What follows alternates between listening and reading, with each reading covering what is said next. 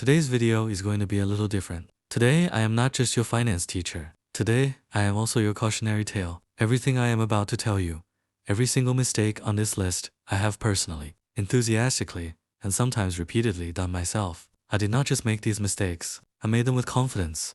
I made them with conviction. I made some of them twice because apparently I needed to be sure. So consider this video a gift. The kind of gift that costs me my dignity so that it does not cost you your money. Because the truth about investing is this. Everybody starts as a beginner, and almost every beginner makes the exact same set of mistakes. Like there is a secret script that nobody shows you, but somehow everyone follows. Today, we are throwing that script in the bin. I am Zig. Welcome to Learn Finance with Zig, where we make money make sense. And today, we are going through every investing mistake beginners make. The ones I made, so you do not have to, mostly. Please learn from me. Let us get into it. Mistake number 1. And this was my personal favorite, my most committed mistake, waiting for the perfect time to invest. I told myself I would start investing when the market was lower, when I had more money, when things were more stable, when I understood it better, when Mercury was no longer in retrograde. I waited and waited and waited. You know what happened while I waited? The market went up, and I missed it. So I waited for it to come back down. It went up more. I missed that too. Here's the brutal truth about timing the market. Nobody, and I mean nobody, can do it consistently. Not professional fund managers, not economists with PhDs, not the guy on YouTube who says he can, especially not the guy on YouTube who says he can. There is a famous phrase in investing, time in the market always beats timing the market. Let me show you what waiting costs. If you invested $5,000 in the S&P 500 in 2010 and just left it there, by 2024, you would have over $35,000. If you waited for the perfect time and missed just the 10 best days in that period, your return drops by more than half, 10 days out of thousands, and you lose half your gains. The perfect time to invest was yesterday. The second perfect time is right now, while you are watching this video. Yes, right now. Open the app, start the account. Do not wait. Mistake number 2. Oh, this one hurts to talk about. When I first started investing, I was not investing. I was gambling. In a suit, with financial terminology. I was buying random stocks because someone on the internet said they were going to explode. I was chasing hot tips. I was putting money into things I did not understand because they sounded exciting. There was a dark period, where I bought a stock because I liked the company's logo. I am not proud of that. Here is the difference between investing and gambling. Investing is buying ownership in real businesses that generate real revenue and grow real value over time. Gambling is buying something because you hope the price goes up so you can sell it to someone else before it crashes. One builds wealth, one builds anxiety. The stock market is not a casino, but it will absolutely behave like one if you treat it like one. The fix: understand what you are buying before you put a single dollar into any stock, fund, or asset. Be able to explain in simple English what it is, how it makes money, and why you believe in it long term. If you cannot explain it simply, you do not understand it well enough to invest in it. Warren Buffett calls this the circle of competence. Only invest in what you genuinely understand. Everything else, leave it alone, no matter how exciting it sounds on the internet. Mistake number 3. The one that cost me actual real money that I will never get back. Panic selling. Here's what happens. You invest your money. Everything is going great. You are feeling like a financial genius. You are checking your portfolio 3 times a day. Then one morning you wake up and the market is down 15%. Your stomach drops. Your hands start sweating. Every piece of news sounds apocalyptic. Your brain is screaming, sell everything. Get out now. The world is ending. Save yourself. So you sell. You lock in your losses. You breathe a sigh of relief. And then 2 weeks later, the market recovers and goes higher than before. I have been that person. It is not a good feeling. Here is what your brain does not tell you in that panic moment. Market downturns are normal. They are not signs of permanent destruction. They are sales. The entire stock market goes on sale, and instead of buying more, beginners run away screaming. Since 1928, the S&P 500 has crashed significantly, multiple times. Every single time, without exception, it has recovered and reached new highs. Every single time. The people who got wealthy were not the ones who timed the crash. They were the ones who stayed in and kept investing through it. Volatility is not your enemy. Panic is your enemy. When the market drops, do not sell. If anything, buy more. The sale does not last forever. Mistake number 4. The classic. The one your grandmother probably warned you about, but you ignored. Putting all your eggs in one basket. When I first started, I found a company I absolutely loved. I believed in it completely. I put a very large percentage of my money into that one single stock. You can probably guess where this is going. The company had a bad quarter.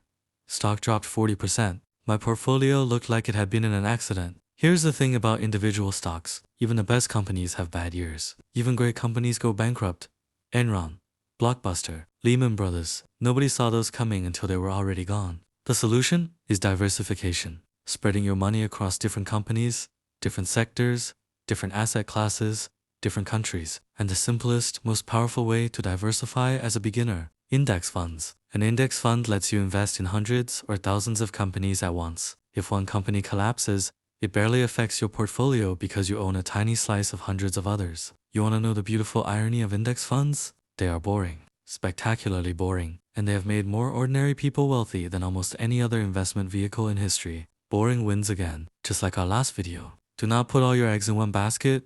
Spread them. Protect them. Let them grow quietly. Mistake number 5. And I am guilty of this one at a clinical level. Checking your portfolio every single day. When I first started investing, I checked my portfolio in the morning, then at lunch, then after lunch, then before dinner, then before bed, then once more, just in case something dramatic happened while I slept. This is not investing. This is financial self-torture. Here's why daily checking is dangerous. Markets move every single day.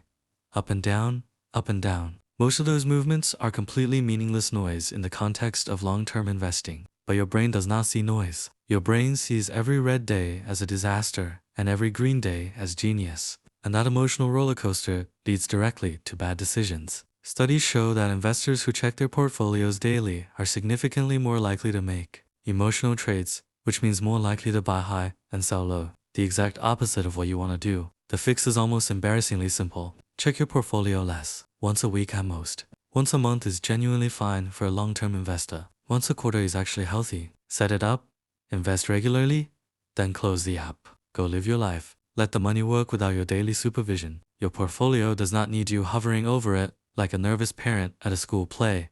Let it breathe. Mistake number 6, the silent killer. The one that works slowly and quietly in the background while you are busy watching your portfolio, ignoring fees. When I first started, I thought a 1% annual fee on my investment fund was basically nothing.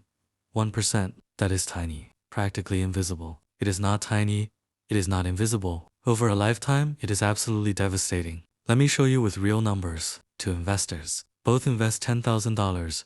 Both earn 8% annual return over 30 years. Investor A pays 0.1% in fees. A low-cost index fund ends up with approximately $99,000. Investor B pays 1% in fees. A managed fund ends up with approximately $76,000. Same money, same return. Different fees. That 1% difference cost investor B $23,000.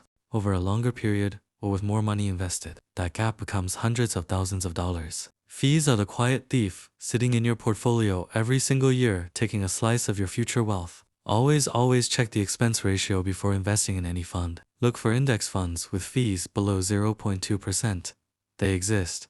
They are widely available, and they will save you a fortune over a lifetime. Small fee, big difference, forever. Mistake number 7. My most embarrassing one. The one I am telling you about because I genuinely care about your financial future. Chasing hot stocks and trends. There was a time, a specific, painful, financially educational time, when I bought a stock because it was trending on social media. Everyone was talking about it. The comments were electric. People were posting their gains. It felt like free money. The time regular people like me were hearing about it on social media, the smart money had already bought it, written it up, and was quietly selling it to people like me. Here is how it works. A stock starts rising. News spreads. Social media explodes. Beginners pile in at the top. Price peaks. Smart investors sell. Price crashes. Beginners panic, sell at a loss. This cycle has repeated itself throughout financial history. From the Dutch tulip mania in 1637 to GameStop in 2021. Different assets, same story. Same ending for the people who chase the trend. By the time something is trending, you are already late. The fix? Boring, long-term investing in diversified index funds.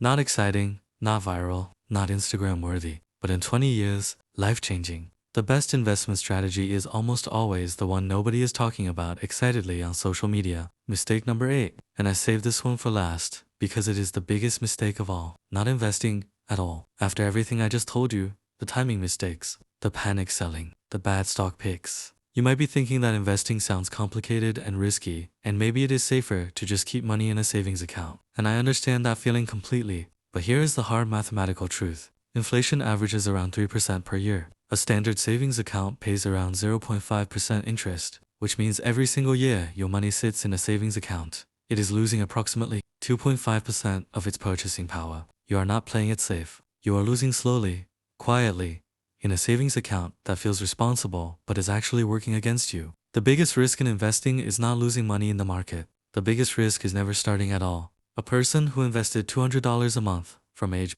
22 and stopped at 32, just 10 years, ends up with more money at retirement than someone who invested $200 a month from age 32 all the way to 65. 10 years of early investing beats 30 years of late investing. That is the power of compound interest and time. And every single day you wait costs you more than any market crash ever could. So, there you have it. The investing mistakes every beginner makes. And yes, Zig did all of them. Waiting for the perfect time. Gambling instead of investing. Panic selling. No diversification. Checking daily. Ignoring fees. Chasing trends. And not starting at all. 8 mistakes. 8 lessons. All learned the hard way so you do not have to. The beautiful thing about investing mistakes is this. Most of them are completely recoverable if you catch them early enough. Knowledge is the most powerful correction tool that exists. You now have the knowledge. What you do with it, that part is up to you. Start early. Stay consistent. Diversify. Keep fees low. Ignore the noise. And whatever you do, do not let emotions make your financial decisions. Your future wealthy self is taking notes right now. If this video helped you, please smash that like button. Subscribe to Learn Finance with Zig, and drop a comment below. Which of these mistakes have you made? No judgment. This is a safe space. Zig made all of them first. I will see you in the next one. Stay smart. Stay wealthy.